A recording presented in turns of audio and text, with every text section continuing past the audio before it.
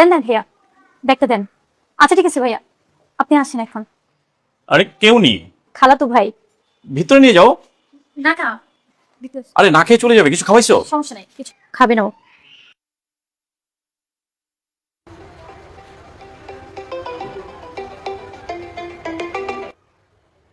Hello, আসসালামু আলাইকুম। ওয়ালাইকুম আসসালাম। লামিয়া, আমি তুষার বলছিলাম। কখন আসতেছো তুমি? Hello hello. হ্যাঁ, কে কল দিয়েছে? আরে বলো না, অপরিচিত একটা নাম্বার থেকে কল আসছিল। ও আচ্ছা, হ্যাঁ এখন উল্টা পুল্টা মানুষ ফোন করে মানুষ খুব ডিস্টার্ব করে, বুঝছো? ই করো, ওই যে খাবার রেডি করো। খাবো না? আচ্ছা ঠিক আছে। যাও খাবারটা রেডি করো। ঠিক আছে।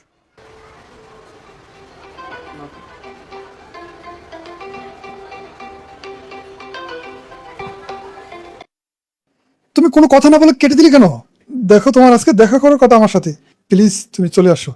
দেখো লামিয়া, আমি তোমার পাগলের মতো ভালোবাসি, কেন বুঝতেছো না? আসেন, খাবার রেডি।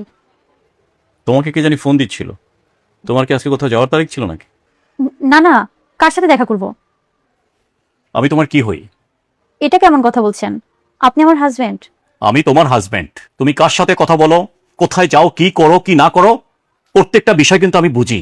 কে ফোন দিচ্ছে ক্লিয়ার করে বলো আমাকে। আপনি যেহেতু সবকিছু জেনে গেছেন, আমি আপনার কাছে আর কোনো কিছু লুকাবো না। দয়া করে আপনি আমার উপর রাগ করবেন না। যে লোকটা কিছুক্ষণ আগে কল দিয়েছিল, উনি আমাকে বিয়ের আগে থেকেই পছন্দ করে, কিন্তু আমি না। গত সপ্তাহে বাজারে গিয়েছিলাম, উনি আমাকে দেখে আমার বাসা পর্যন্ত চলে আসছে। এখন আমি কি করব? উনি আমাকে খুব করে ডিস্টার্ব করতেছে। আমি ভয়ে আপনাকে কিছু বলতেও পারছি না।